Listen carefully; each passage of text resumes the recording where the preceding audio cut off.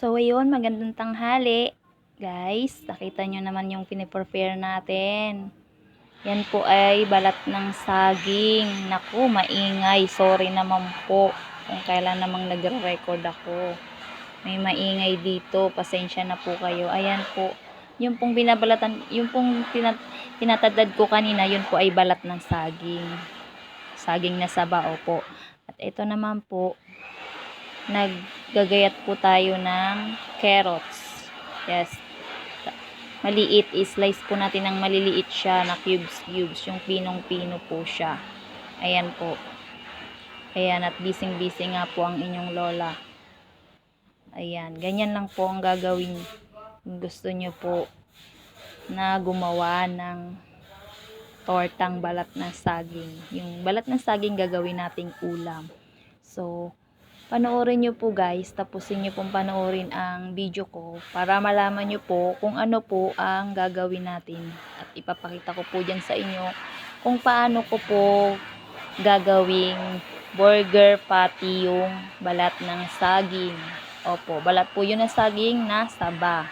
Yun po ay pinakuluan na.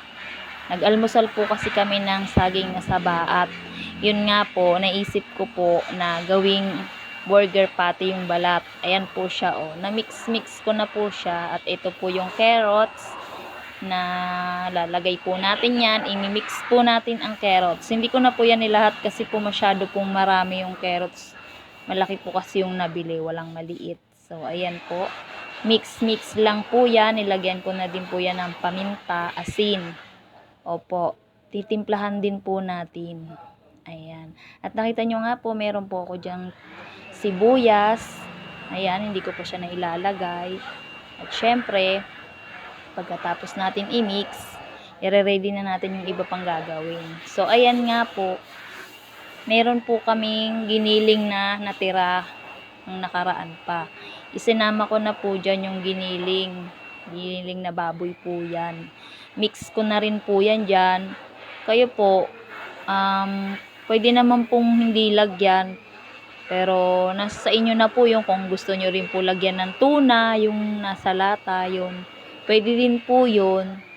Yes po. Sayang naman po kasi yung giniling dun sa rep. Kaya sinama ko na po dyan. Lagyan ko po yan ng itlog. Opo. Tinimplahan ko po yan. Syempre po may itlog po siya. At lalagyan din po natin ng harina. Yan pong harina para po siya ay mas maganda. Opo. Kulang pa nga po yan dahil di ko nilagyan ng...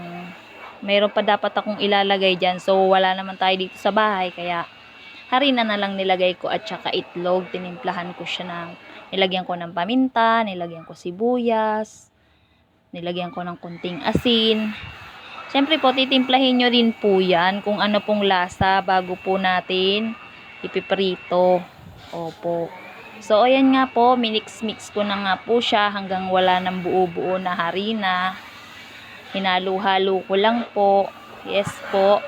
At maya-maya lang po, yan po ay ipiprito na po natin. Ayan, sobrang sarap po niyan. Matagal na po kasi itong video na to. Ngayon ko lang po siya nagawa, na-i-post. Ayan po.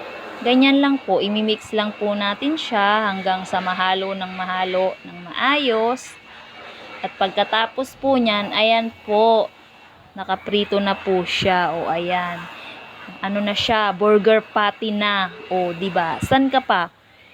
May burger patty ka, tipid ka na, diba? Thank you for watching, guys.